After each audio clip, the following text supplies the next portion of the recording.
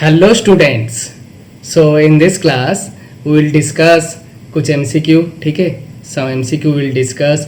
You all can see the chapter's name, right? That is current electricity. So current electricity से हम लोग कुछ MCQ discuss करेंगे जो तुम्हारे ये जो देख रहे हो CBSE ISC first semester exam November 2021, तो इस एग्ज़ाम के लिए फ़ायदेमंद हो सकता है. तो चलते हैं फर्स्ट क्वेश्चन में. हमारा फर्स्ट क्वेश्चन है ये, और मैं टाइमर को इधर लगा देता हूँ. ठीक है, यस. ये लो तुम्हारा फर्स्ट क्वेश्चन और ये लो तुम्हारा टाइमर स्टार्ट हो गया. ओके, सो क्वेश्चन क्या है? Drift velocity of electron is due to. Drift velocity of electron is due to, और यहाँ पे चार ऑप्शन दिया हुआ है. Option A collision of conduction electrons with each other, motion of conduction electrons due to random collision, motion of conduction electrons due to electric field E, and fourth option repulsion to the conduction. So ये तुम्हारा time ख़त्म हो गया. तो तुम लोगों ने शायद करेक्ट ऑप्शन चूज़ कर लिया. तो देख लेते हैं पहले करेक्ट ऑप्शन को. करेक्ट ऑप्शन हो जाएगा option C. Option C is the correct option. Motion of conduction electrons due to the electric field E. So this drift velocity comes when we apply some electric field across the conductor.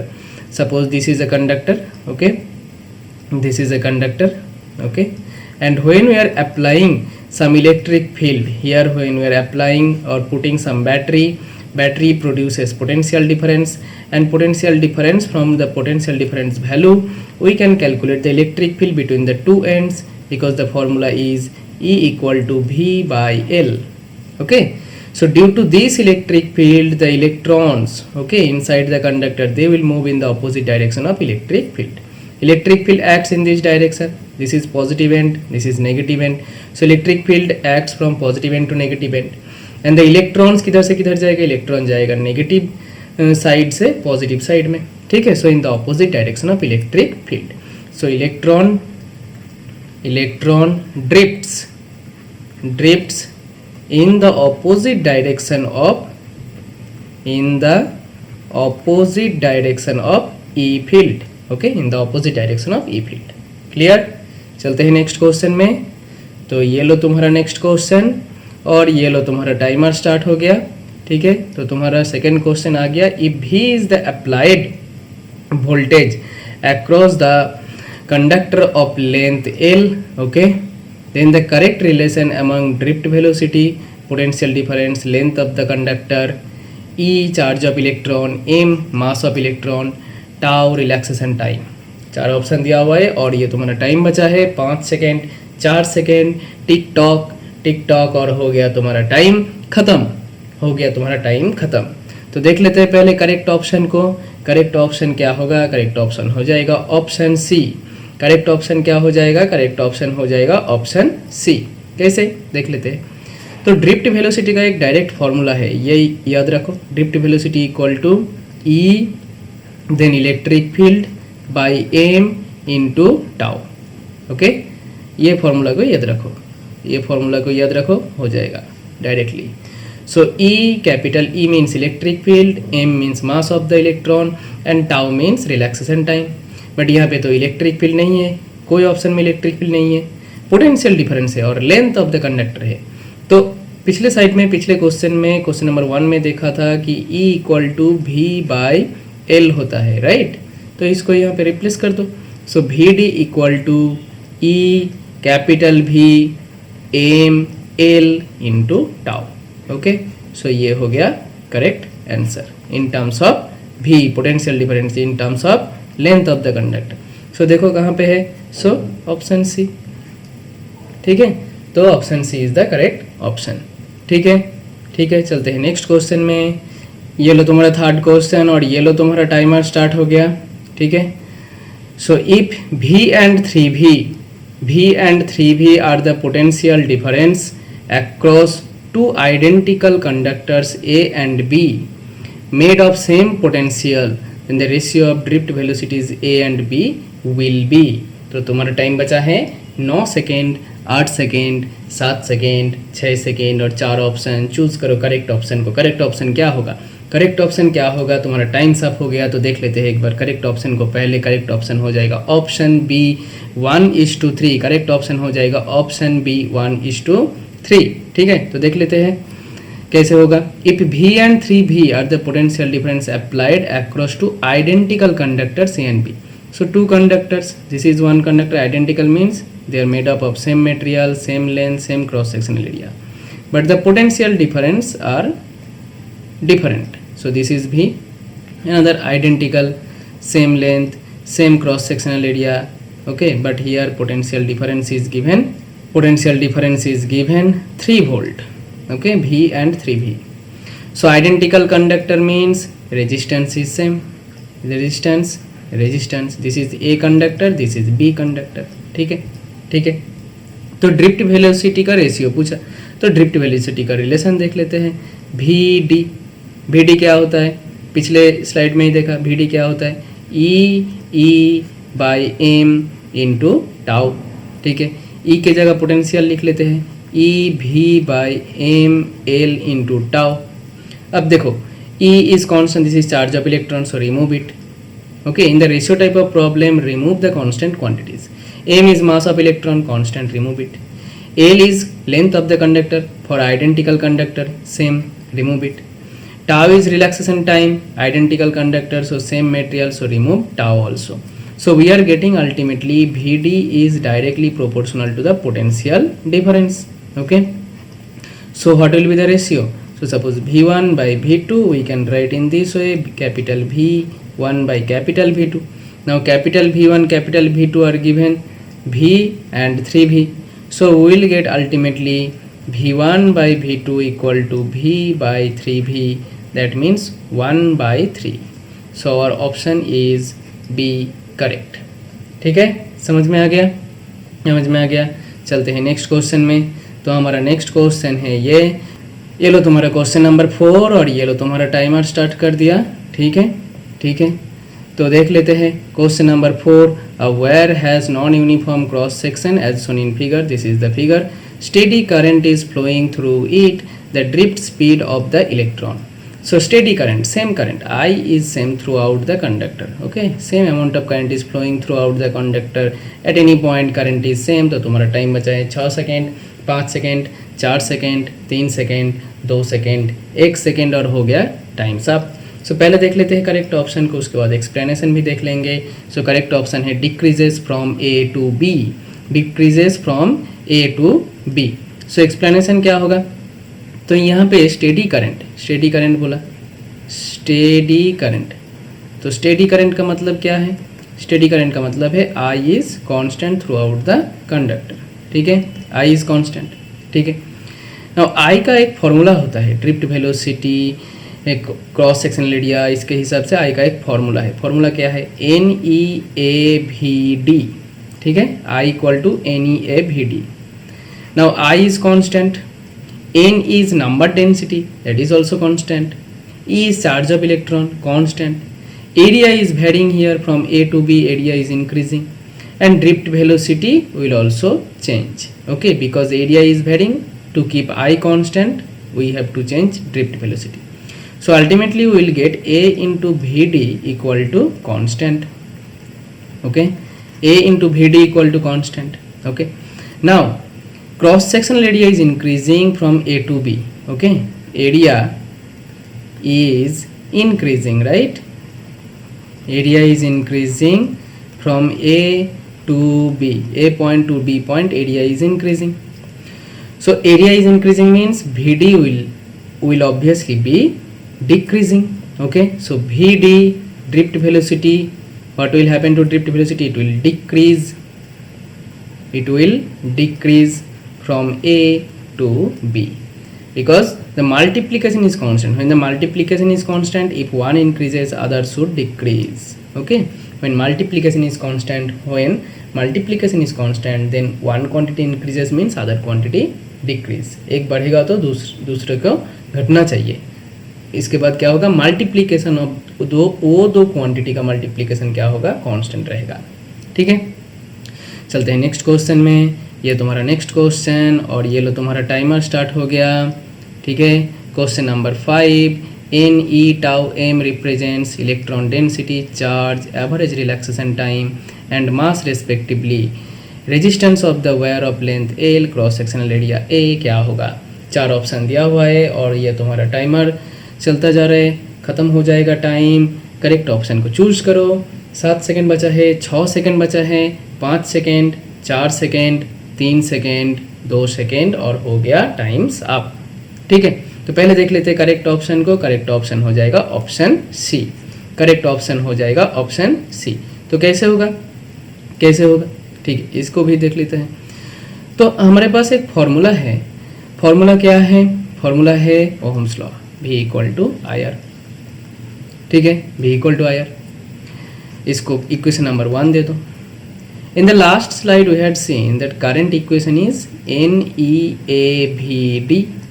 ठीक है, VD का एक relation हम लोगों को पता है। सो NEAVD क्या हो जाएगा, EE by M into tau. ठीक है, ठीक है, तो अब E को रिप्लेस करो by V by L। So ये हो जाएगा N square A tau by M, then capital V by L। Capital V is what, potential difference, and L is length of the conductor because E equal to V by L। Okay, ठीक है, ठीक है। अब ये current equation को equation 1 में replace करो। सो V equal to क्या हो गया, N square tau by M into A by L into V into R। देखो सही लिखा, सही लिखा। N square A tau by M L V and this R। अब ये V कैंसिल हो गया। ठीक है, तो R क्या हो जाएगा, R क्या हो जाएगा, एम एल इधर से लेफ्ट साइड में जाएगा तो ऊपर चला जाएगा। सो एम एल ऊपर चला गया बाई एन स्क्वायर टाउ ए नीचे आ जाएगा, एन स्क्वायर टाउ ए नीचे आ गया। ठीक है, तो ये हो गया रेजिस्टेंस का इक्वेशन। अब देखो कौन सा ऑप्शन सही है, कौन सा ऑप्शन सही है, देखो। So M L by N square tau A. So option C is the correct option. ठीक है, समझ में आ गया, समझ में आ गया। चलते हैं नेक्स्ट क्वेश्चन में, क्वेश्चन नंबर 6। तो ये लो तुम्हारा क्वेश्चन नंबर 6, ये लो तुम्हारा टाइमर स्टार्ट हो गया। क्वेश्चन नंबर 6 बताओ, a metallic wire of resistance 40 ohm stretched to twice its length, the new resistance would be approximately. Option A 20 ohm, option B 80 ohm, option C 120 ohm, option D 160 ohm. कौन सा option को lock किया जाए, कौन सा option को lock किया जाए। 6 सेकंड बचा है, 5 सेकंड, 4 सेकंड, 3 सेकेंड, 2 सेकेंड और हो गया तुम्हारा टाइम्स अप। ठीक है, तो पहले देख लेते करेक्ट ऑप्शन को। ठीक है स्टूडेंट, सो हमारा करेक्ट ऑप्शन हो जाएगा ऑप्शन डी। करेक्ट ऑप्शन हो जाएगा ऑप्शन डी। ठीक है, तो इसका एक्सप्लेनेशन क्या होगा, एक शॉर्टकट मेथड है। ठीक है, पहले मैं डिटेल्स में बोल रहा हूँ, उसके बाद शॉर्टकट भी बता दूंगा। तो डिटेल्स में क्या है, पहले सपोज लेंथ एल था, अब हो गया लेंथ 12। ठीक है, पहले क्रॉस सेक्शनल एरिया ए था, अब क्रॉस सेक्शनल एरिया क्या होगा, ए प्राइम। ठीक है, तो ये प्राइम को कैसे फाइंड किया जाए, यहाँ पे वॉल्यूम कांस्टेंट रहेगा। अगर तुम लेंथ को इंक्रीज करोगे तो क्रॉस सेक्शनल एरिया डिक्रीज हो जाएगा। तो यहाँ पे जो volume, initial volume L A, final volume 2L A prime हो जाएगा। सो ए प्राइम क्या हो गया, ए बाई 2 हो गया। ठीक है, तो ए प्राइम की जगह क्या मिल गया, ए बाई 2। तो पहले रेजिस्टेंस क्या था, R equal to rho into L by A. ठीक है, अब रेजिस्टेंस क्या हो गया, R prime equal to rho into L की जगह क्या हो जाएगा 2L, ए की जगह क्या हो जाएगा A prime, that means A by 2, this 2 will go up, so into 2 हो गया। सो देखो 4 into rho L by A, rho L by A कितना है, इनिशियल रेजिस्टेंस, सो 4R। अब R कितना दिया हुआ है, इनिशियल रेजिस्टेंस 40 ओहम, सो 4 इंटू 40 160 ओहम। ठीक है, ठीक है, ये है लेंदी प्रोसेस, ये है लेंदी प्रोसेस। अब थोड़ा शॉर्टकट प्रोसेस भी देख लेते हैं, शॉर्टकट प्रोसेस भी देख लेते हैं, इसको थोड़ा इरेज कर देते हैं। ठीक है, अब क्या देखेंगे, shortcut process. Shortcut process direct हो जाएगा। ठीक है, डायरेक्ट हो जाएगा। कैसे हो जाएगा, कैसे होगा, अगर स्ट्रेच किया n times, okay, if a wire is stretched, wire is stretched stretched n times, if a wire is stretched n times, then new resistance हो जाएगा R new क्या हो जाएगा n square into R. R क्या है, पहला resistance और old resistance you can think, और initial resistance whatever. So R new क्या हो जाएगा n स्क्वायर R. n क्या है, n टाइम स्ट्रेच किया, तो यहाँ पे n का वैल्यू क्या है, यहाँ पे n का वैल्यू 2 है. सो शॉर्टकट क्या हो जाएगा 2 square into initial resistance is 40. So answer हो जाएगा 160 ओम. ठीक है, आंसर हो जाएगा 160 ओम. ये है शॉर्टकट मेथड, ये है शॉर्टकट मेथड. ठीक है, अब इस यहाँ पे ये भी दे सकते थे कि ट्वाइस नहीं होके इसको कॉम्प्रेस किया और कंप्रेस करने के बाद ये हाफ हो गया, लेंथ हाफ हो गया. ठीक है, कंप्रेस करने के बाद लेंथ हाफ हो गया, तो लेंथ हाफ हो जाएगा तो एरिया डबल हो जाएगा. ठीक है, तो लेंथ हाफ हो गया तो आर के साथ एल का क्या रिलेशन है, डायरेक्ट रिलेशन. ठीक है, ना एल हाफ हो गया तो ये जो न्यू रेजिस्टेंस हो जाएगा, न्यू रेजिस्टेंस क्या हो जाएगा, घट जाएगा. ठीक है, because R is directly proportional to L. L घट गया, एल हाफ हो गया तो रेजिस्टेंस भी घट जाएगा. कितना घटेगा, तो यहाँ पे जो इस केस में अगर आर लेंथ को कंप्रेस किया जाए तो उस केस में न्यू रेजिस्टेंस क्या हो जाएगा, न्यू रेजिस्टेंस हो जाएगा old resistance by N square. अगर ये हाफ हो गया तो हाफ का वो 2, वो नंबर लेना है 2. ठीक है, जो ग्रेटर देन 1 है वो नंबर लेना है 2. सो 2 का स्क्वायर से डिवाइड कर दो. सो उस टाइम आंसर क्या हो जाएगा, उस टाइम आंसर हो जाएगा 40/2 square means 4, that means 10 ohm. Clear, clear. तुमको देखना है क्या रिलेशन है आर के साथ जो वेरी कर रहा है उसका क्या रिलेशन है. जो वेरिएशन दिया हुआ है यहाँ पे लेंथ का वेरिएशन दिया हुआ है.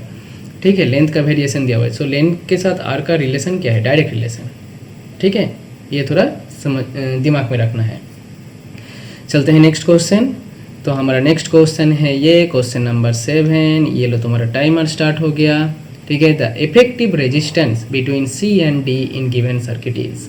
Option A 2/3, option B 2R/3, option C R, option D 3R. ठीक है, option A R/3, option B 2R/3, option C R, option D 3R. यहाँ पे देखो, यहाँ पे ये ऐसे दिया हुआ है, इसका मतलब ये कनेक्टेड नहीं है.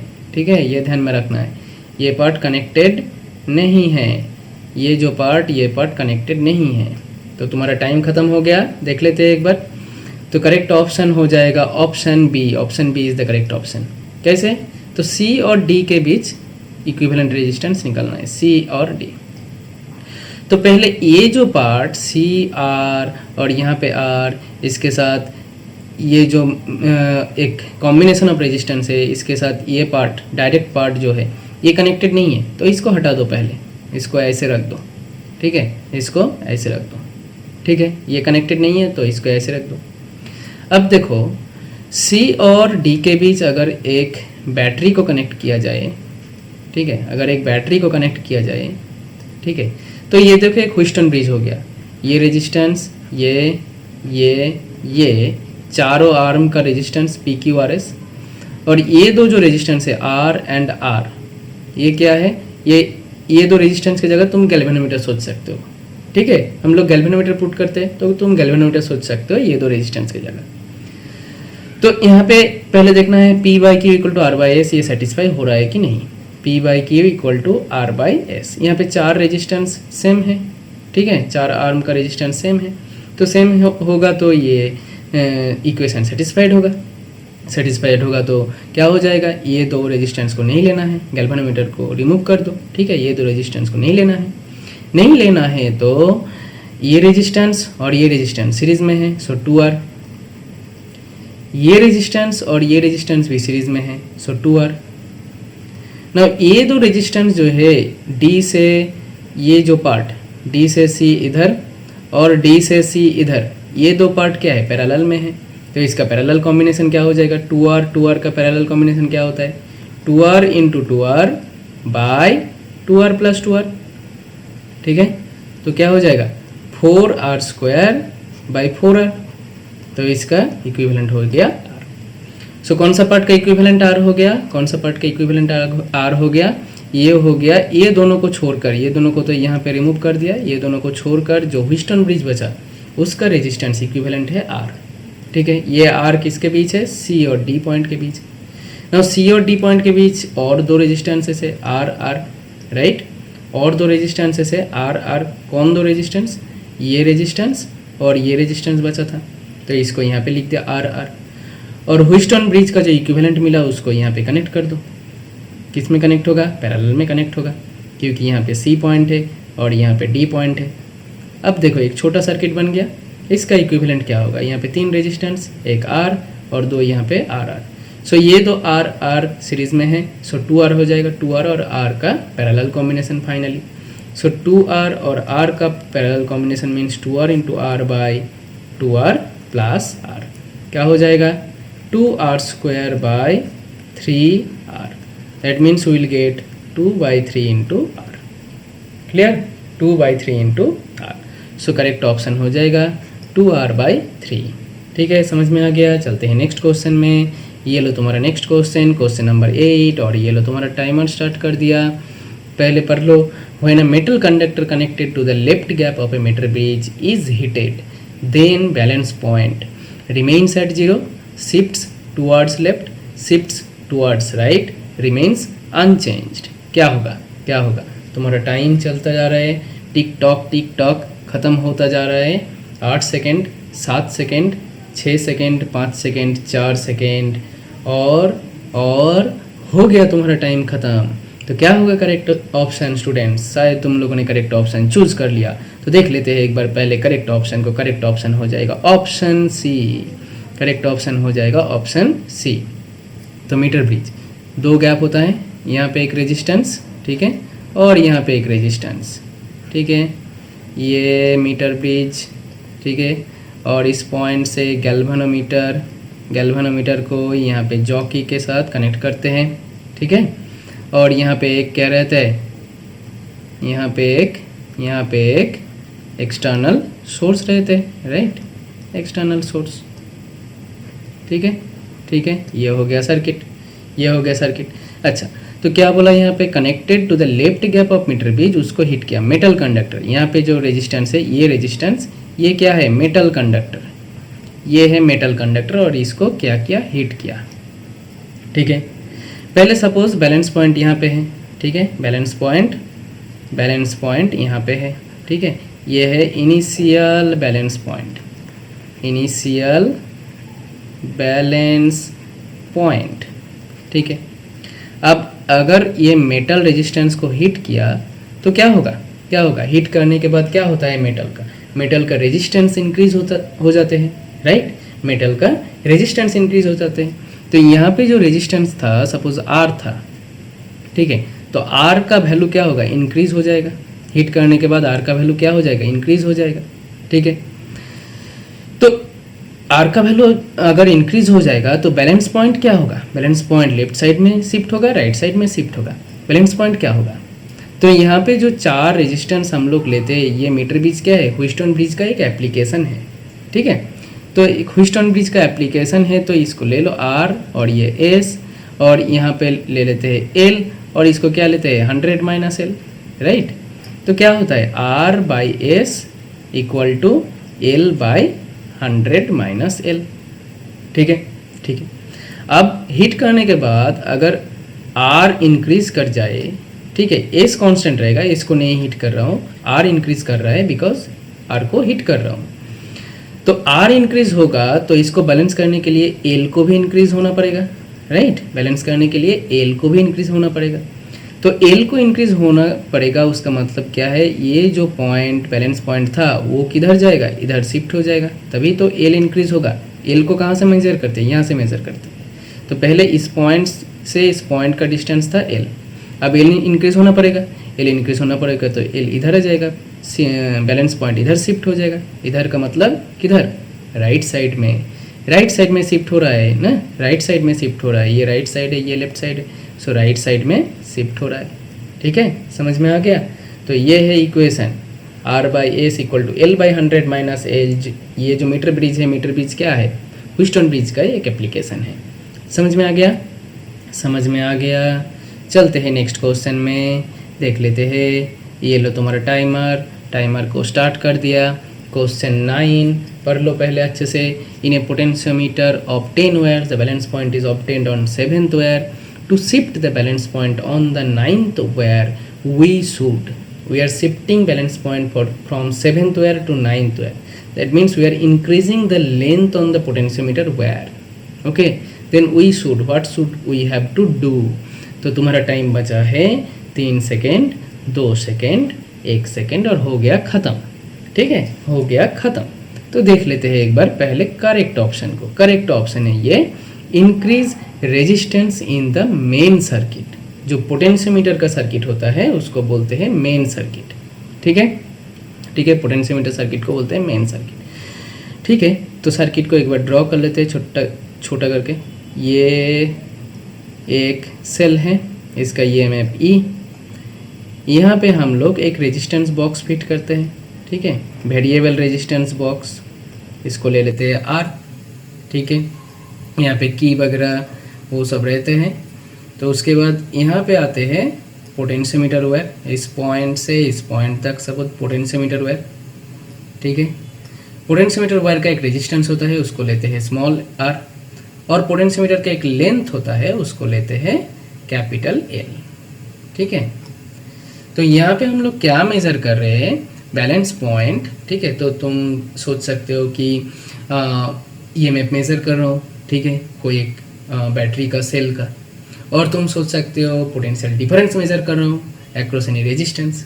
ठीक है, जो भी सोचो, इसमें जो फॉर्मूला होता है पोटेंशियल डिफरेंस. ठीक है, हम लोग पोटेंशियोमीटर से क्या मेज़र करते हैं? Potential difference. ठीक है, तो पोटेंशियल डिफरेंस भी का फॉर्मूला क्या होता है?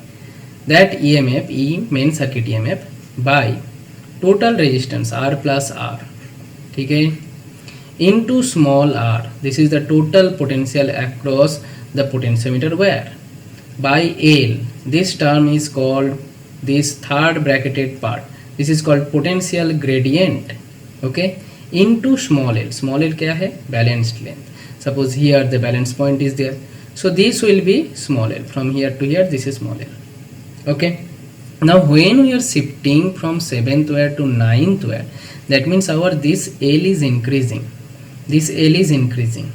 Okay, now if you look at this formula, all the terms are coming from the main circuit. E main circuit EMF, capital R small r main circuit resistance, capital L potentiometer length, small l the balance point length. All terms are from the main circuit. Okay, so option will correct option will also be that option in which main circuit components are changing. Okay, so here we are, when we are going from 9th wire to 7th wire to 9th wire, तो हम लोग क्या कर रहे हैं? Length को, balance length को increase कर रहे हैं. राइट, बैलेंस लेंथ को इंक्रीज कर रहे हैं. तो बैलेंस लेंथ को इंक्रीज करेंगे, बट ये जो भी पोटेंशियल डिफरेंस, ये तो जो सेकेंडरी सर्किट है उसका पोटेंशियल डिफरेंस मेजर करें उसके अक्रॉस. तो उस पार्ट को तो चेंज नहीं कर रहा हूँ. यहाँ पे सिर्फ 7th वायर से 9th वायर में ले गया बैलेंस पॉइंट को. ठीक है, तो इसके लिए कहाँ पे चेंज करना होगा? ये जो टर्म्स है, इस टर्म से एक टर्म को चेंज करना होगा. ठीक है, तो ऑप्शन के हिसाब से देखेंगे कौन सा टर्म को चेंज करना होगा. सो एल इंक्रीज किया. ओके, बैलेंस लेंथ इंक्रीज किया. ठीक है, उसके मतलब देखो सी और डी, ये दो ऑप्शन में जो पॉइंट दिया हुआ है, decrease resistance in the main circuit. और यहाँ पे सारे ऑप्शन, सारे जो टर्म्स है, all terms are in main circuit. So अगर हम लोग in decrease in resistance in the main circuit, this resistance को, ये रेजिस्टेंस को डिक्रीज किया, तो क्या हो जाएगा? EMF बाय इसका वैल्यू क्या हो जाएगा? बढ़ जाएगा. और ये भी लेंथ भी बढ़ रहा है, तो मल्टीप्लिकेशन और भी बढ़ जाएगा, कांस्टेंट नहीं रहेगा. तो इसको क्या करना है? इस रेजिस्टेंस को क्या करना है? इंक्रीज करना है. Increase resistance in the main circuit, अगर इंक्रीज किया तो E by this value, E by capital R plus small r, इसका वैल्यू क्या हो जाएगा? डिक्रीज हो जाएगा. और L तो बढ़ रहा है, तो मल्टीप्लिकेशन क्या होगा? कांस्टेंट रहेगा. ठीक है, यही पॉइंट है और कुछ नहीं. ठीक है, इसको ये ध्यान में रखना कि सारे जो पॉइंट्स है, सारे जो टर्म्स है, E, ठीक है, R, small r, capital L, और all are main circuit elements. Fine, understood. Going to next question. This is the next question, question number 10, और ये लो तुम्हारा टाइमर स्टार्ट कर दिया। तो बताओ, ये भी उस तरह का एक क्वेश्चन है। A B is the wire of potentiometer with the increase in the value of R, this R, ये आर को इंक्रीज कर रहा हूँ, the shift in the balance point J will be, उसी तरह का क्वेश्चन है।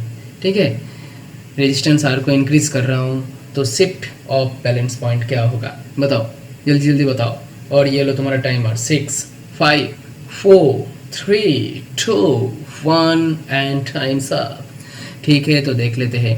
तो फॉर्मूला क्या था, फॉर्मूला क्या लिखा था, तो correct option is towards B. ठीक है, टूवर्ड्स बी होगा। तो देख लेते हैं फॉर्मूला क्या था, V equal to EMF by R plus small R, ठीक है, into small R by capital L, capital L is the total length of the potentiometer wire, into small L is the balanced length. ठीक है, अब देखो क्या किया, resistance को increase किया, रेजिस्टेंस को इंक्रीज करेंगे तो क्या होगा, रेजिस्टेंस को इंक्रीज करोगे तो ये जो पार्ट ये डिक्रीज हो जाएगा। ठीक है, रेजिस्टेंस को इंक्रीज करोगे तो E by R plus R decrease हो जाएगा, E by R plus R decrease हो गया तो और एक कोई एक टर्म को इंक्रीज करना है। ठीक है, कोई एक टर्म को इंक्रीज करना है, तो इंक्रीज किसको करेंगे, ये जो लेंथ बैलेंस लेंथ इसको इंक्रीज करेंगे। कैसे इंक्रीज करेंगे, इस पॉइंट को, बैलेंस पॉइंट को टुवर्ड्स बी शिफ्ट करेंगे, तभी तो इंक्रीज होगा, क्योंकि एल मेजर करते हैं ए पॉइंट से, इस पॉइंट से मेजर करते हैं। ठीक है, तो इसको बी पॉइंट की तरह शिफ्ट करें, तभी तो एल, स्मॉल एल, इसका वैल्यू इंक्रीज होगा एंड टोटल मल्टीप्लिकेशन कांस्टेंट रहेगा। ठीक है, इसीलिए टुवर्ड्स बी। ठीक है, ठीक है, चलते हैं नेक्स्ट क्वेश्चन में।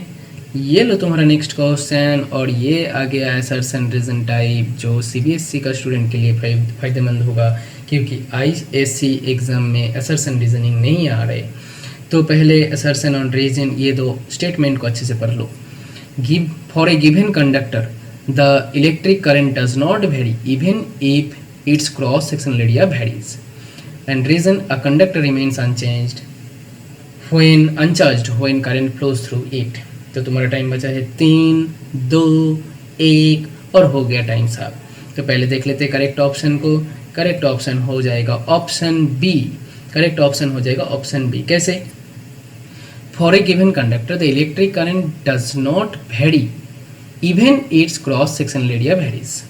तो एक ले लेते हैं ऐसे, इस तरह का एक डिफरेंट क्रॉस सेक्शनल एरिया का एक वायर ले लिया। ठीक है, ठीक है, इस तरह का एक वायर ले लिया। ठीक है, तो यहाँ पे देखो क्रॉस सेक्शनल एरिया एक है, यहाँ पे क्रॉस सेक्शनल एरिया अलग है, यहाँ पे क्रॉस सेक्शनल एरिया अलग है। सो अलग अलग जगह पे क्रॉस सेक्शनल एरिया अलग अलग है। बट अगर तुम इस पार्ट को लोगे, ठीक है, यहाँ पे एक पार्ट को ले लो, ये जो रीजन इसको लोगे तो इसका रेजिस्टेंस होगा एक, सपोज R1। इस पार्ट यहाँ पे क्रॉस सेक्शनल एरिया डिफरेंट है, इसका रेजिस्टेंस R2। यहाँ पे क्रॉस सेक्शनल एरिया डिफरेंट है, इसका रेजिस्टेंस सपोज R3। और इसके अक्रॉस, इस कंडक्टर के अक्रॉस अगर तुम एक पोटेंशियल डिफरेंस को कनेक्ट कर दोगे, एक बैटरी को कनेक्ट कर दोगे, तो क्या हो जाएगा, ये जो तीन रेजिस्टेंस R1 R2 R3 ये किस में है, सीरीज में है। और सीरीज में क्या होता है, क्रॉस सेक्शनल एरिया जो भी हो, रेजिस्टेंस जो भी हो, क्या होता है, करंट I कांस्टेंट होता है, राइट ना, करंट I कांस्टेंट होता है। तो करंट I तो क्रॉस सेक्शनल के ऊपर डिपेंड नहीं करते। So for a given conductor, electric current does not vary even its cross sectional area varies। तो ये तो assertion तो ठीक है, assertion ठीक है। रीजन को देख लेते हैं। A conductor remains uncharged when current flows through it। Conductor charge नहीं होते, कंडक्टर के थ्रू इलेक्ट्रॉन फ्लो होते हैं सिर्फ। कंडक्टर चार्ज नहीं होते, चार्ज का मतलब क्या है, कंडक्टर के पास से एक इलेक्ट्रॉन को बाहर ले आओ और कंडक्टर में एक चार्ज दे दो, ओके, एक्स्ट्रा चार्ज दे दो, इलेक्ट्रॉन को बाहर ले आओ, तब कंडक्टर चार्ज होता है। बट यहाँ पे तो उस तरह का कोई कुछ नहीं कर रहा हूँ। ठीक है, यहाँ पे चार्ज फ्लो हो रहा है कंडक्टर के थ्रू, चार्ज को तो बाहर नहीं ले रहा हूँ, एक्स्ट्रा चार्ज नहीं दे रहा हूँ, तो कंडक्टर रिमेन्स अनचार्ज्ड, ये भी सही है। बट ये जो रीज़न, ये क्या असर्शन का करेक्ट एक्सप्लेनेशन है? असर्शन के लिए जो मैंने यहाँ पे एक्सप्लेनेशन जैसे बताया, इस तरह का कुछ पॉइंट मिल रहा है रीज़न से, कुछ पॉइंट नहीं मिल रहा है। इसीलिए both assertion reason are true but reason is not a correct explanation. ठीक है, समझ में आए, समझ में आए। चलते हैं नेक्स्ट क्वेश्चन में। ये लो तुम्हारा नेक्स्ट क्वेश्चन, और ये लो तुम्हारा टाइमर स्टार्ट कर दिया। Question number 12 assertion reasoning. पहले दो स्टेटमेंट को अच्छे से पढ़ो, उसके बाद देखो दे आर करेक्ट और not, reason is correct explanation of assertion और नॉट। ठीक है, ये अच्छे तरह से पढ़ो। When a steady current flows through a conductor, steady current means constant current, conductor of non uniform cross section, the current density, electric field, drift velocity do not remain constant. And reason ये है। और तुम्हारा time हो गया ख़त्म, तो देख लेते हैं पहले करेक्ट ऑप्शन को। ठीक है, शायद तुम लोगों ने पढ़ा, कुछ समझ में आया। ठीक है, देख लेते हैं। तो करेक्ट ऑप्शन है ए, करेक्ट ऑप्शन है A. When a steady current means current is constant. ठीक है, steady current flows through a conductor of non-uniform cross section, again that same thing, non-uniform cross section. So non-uniform cross section हो और कुछ भी हो, current तो constant रहेगा। ठीक है, फॉर ए पर्टिकुलर कंडक्टर। ठीक है, करंट डेंसिटी क्या होता है, J equal to I by A. Current density तो क्रॉस सेक्शनल के ऊपर डिपेंड कर रहा है, तो करंट डेंसिटी चेंज होगा, current density will not remain constant, तो ये सही है, करंट डेंसिटी कांस्टेंट नहीं रहेगा। इलेक्ट्रिक फील्ड क्या होता है, E is equal to V by L. भी क्या होता है, I into R by L. Now I तो कांस्टेंट है, आई। आर क्या होता है, rho into L by A L. ठीक है, आर क्या होता है, rho into L by A, और ये एल था इसलिए ये एल आ गया। अब देखो इलेक्ट्रिक फील्ड भी एरिया के ऊपर डिपेंड कर रहे हैं, क्योंकि एल एल कैंसिल होगा बट ए तो रह जाएगा, तो इलेक्ट्रिक फील्ड भी क्रॉस सेक्शनल एरिया के ऊपर डिपेंड कर रहा है, ये भी सही है। ड्रिफ्ट वेलोसिटी वी डी, आई का एक फॉर्मूला लिखा था NEAVD, इसके ऊपर एक MCQ भी किया था, वो डायग्रामेटिक MCQ था। तो एरिया चेंज होगा तो ड्रिफ्ट वेलोसिटी भी चेंज होना चाहिए। Okay, so that current remains constant, the multiplication remain constant, so drift velocity also do not remain constant. So assertion तो ठीक है, ठीक है, असर्शन तो सही है। रीजन क्या है, for a constant current the current density, electric field, drift velocity are inversely proportional to cross sectional area। current density yes inversely proportional, ठीक है। electric field, here electric field और here area, so E is also inversely proportional to area। और drift velocity I constant, NE constant, so A into VD, इसको कैसे लिख सकते हैं, VD is directly proportional to 1 by A लिख सकते हैं, तो VD also inversely proportional to area. ठीक है, J also inversely proportional to area and electric field also inversely proportional to area. So second point, reason is also correct, reason is also correct. तो reason देखो, reason में क्या दिया हुआ है, ये तीन चीज क्रॉस सेक्शनल एरिया के ऊपर डिपेंड कर रहे हैं। Inversely proportional to area means what, cross sectional area के ऊपर डिपेंड कर रहे हैं। ठीक है, डिपेंड कर रहा है, इसका मतलब असर्शन सही है। असर्शन में क्या दिया हुआ है, ये तीन चीज डू नॉट रिमेन कांस्टेंट, तो ये सही है। किसके लिए सही है, रीजन के लिए सही है, तो इसीलिए option A is the correct option. ठीक है, ठीक है, चलते हैं नेक्स्ट क्वेश्चन में। क्वेश्चन नंबर 13, और ये लो तुम्हारा टाइमर स्टार्ट कर दिया। असर्शन रीजन, पहले दो स्टेटमेंट को अच्छी तरह से पढ़ो। Voltage across a register decreases in the direction of current and increases opposite to the direction of current, and reason voltage drop or gain across a resistor depends on the direction of current। तो तुम्हारा time बचा है 10 second, 9 second, 8 second, 7 second, 6 second, 5 second, 4 second, 3 second, 2 second, और हो गया ख़त्म। शायद तुम लोगों ने करेक्ट ऑप्शन चूज कर लिया, तो देख लेते हैं करेक्ट ऑप्शन। ऑप्शन सी इस बार option C, assertion correct reason wrong, assertion correct reason wrong. देख लेते हैं, voltage across a resistor decreases in the direction of current. So this is a resistor, okay, this is a resistor, this is connected, current will flow in this direction, right? Current through the resistor will flow in this direction, so this is positive end, this is negative end. So on this side of the resistor is positive, this side of resistor is negative.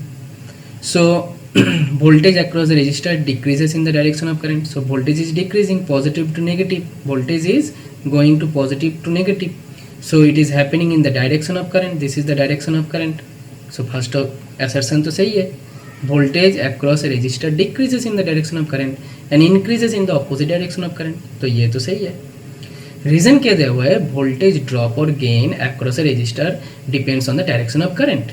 Voltage drop और gain, जो voltage हम लोग को मिलेगा V = IR, ये क्या current के direction के ऊपर डिपेंड करेगा। करंट अगर ऐसे जाए और करंट सेम रेजिस्टेंस बैटरी को ऐसे कनेक्ट किया, करंट इस तरह जाए, तो क्या voltage across the resistor V equal to I R, इसका वैल्यू क्या चेंज होगा? अगर ये बैटरी को सेम रखे, रेजिस्टेंस को सेम रखे, तो ये क्या चेंज होगा? V equal to I R, इसका वैल्यू क्या चेंज होगा? इसका वैल्यू चेंज नहीं होगा। ठीक है, तो voltage drop does not depend on the direction of current, voltage drop does not depend on the direction of current, so reason is wrong. इसलिए option C, the assertion is correct but reason is incorrect, this is true, means this is the correct option. ठीक है, ठीक है, चलते हैं next question में। ये तुम्हारा नेक्स्ट क्वेश्चन, और ये लो तुम्हारा टाइमर स्टार्ट कर दिया।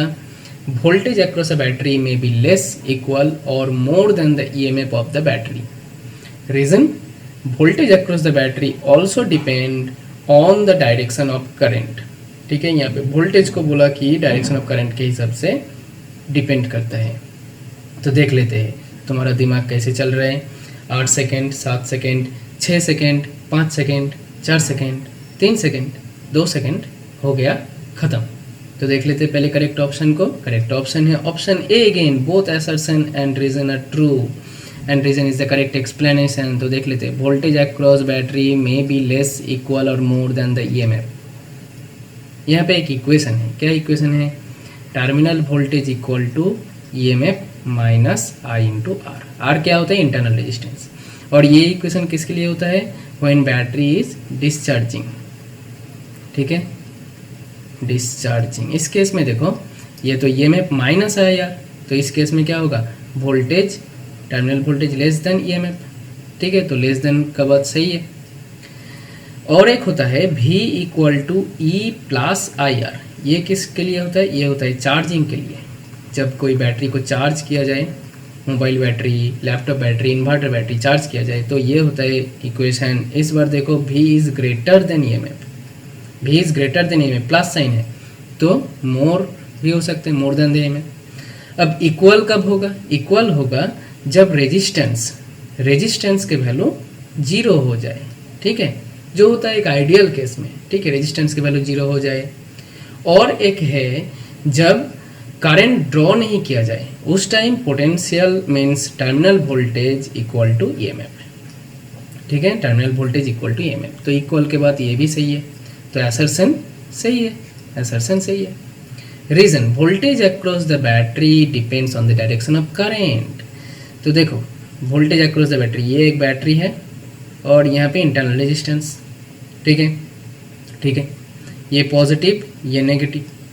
अब देखो, अगर करंट इधर जाए, अगर करंट इधर से इधर जाए, ठीक है, तो क्या हो रहा है? रेजिस्टेंस के थ्रू किधर से किधर जाए? इधर से इधर, मतलब यहाँ पे हो जाएगा पॉजिटिव और इस एंड में हो जाएगा negative.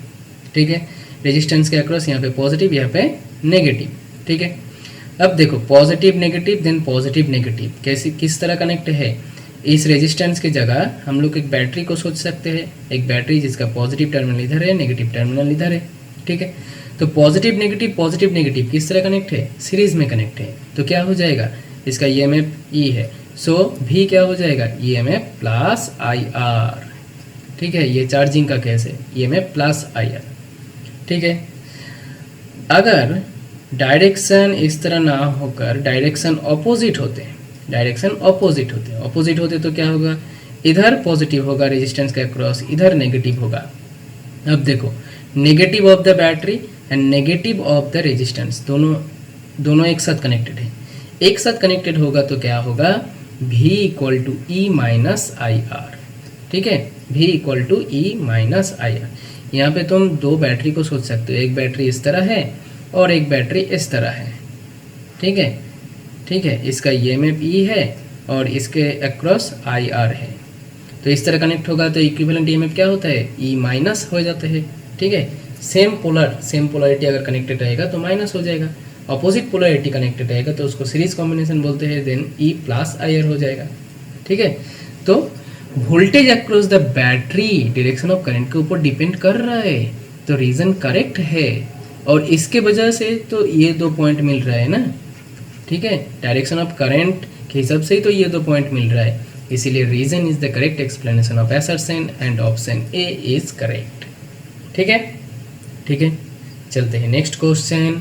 Next question is this, ये लो तुम्हारा टाइमर स्टार्ट कर दिया और ये है तुम्हारा लास्ट क्वेश्चन आज के लिए। Assertion, practically a voltmeter will measure the voltage across the battery not its EMF. EMF of a cell is measured with the help of a potentiometer. पता है तुम लोगों को, पोटेंशियोमीटर के बारे में तो पढ़ा है, वोल्टमीटर के बारे में भी पढ़ा है, वोल्टमीटर का काम क्या है, प्रैक्टिकल वोल्टमीटर, आइडियल वोल्टमीटर, ठीक है। तो बताओ, 4 सेकेंड, 3 सेकेंड, 2 सेकेंड, 1 सेकेंड, हो गया खत्म। तो देख लेते हैं पहले करेक्ट ऑप्शन को। करेक्ट ऑप्शन हो जाएगा option B is both true but reason is not correct explanation. Assertion क्या बोला, practically voltmeter can measure voltage not EMF, this is true. Practical voltmeter means practical अगर वोल्टमीटर लिया जाए तो इसका कुछ रेजिस्टेंस है, ठीक है। इसका रेजिस्टेंस को इनफाइनाइट नहीं मान सकते, इसका कुछ फाइनाइट रेजिस्टेंस है, यहाँ पे फाइनाइट लिख देते हैं, फाइनाइट रेजिस्टेंस है। आइडियल वोल्टमीटर के लिए रेजिस्टेंस क्या लेते हैं, इनफाइनाइट लेते हैं। तो प्रैक्टिकल वोल्टमीटर का कुछ फाइनाइट रेजिस्टेंस है, इसको अगर एक बैटरी का अक्रॉस कनेक्ट किया जाए तो कुछ करंट तो वोल्टमीटर के थ्रू पास हो जाएगा, राइट। कुछ करंट वोल्टमीटर के थ्रू पास हो जाएगा, वोल्टमीटर के थ्रू पास होगा तो क्या मेजर करेगा, कुछ लेस मेजर होगा, ठीक है। ये जो ईएमएफ, इसका ईएमएफ ई और वोल्टमीटर मेजर कर रहा है भी, ठीक है। ये जो भी मेजर हो रहा है, भी क्या हो जाएगा, less than EMF because of some current, because of some current through the voltmeter. Voltmeter का एक फाइनाइट रेजिस्टेंस है, ठीक है, ठीक है।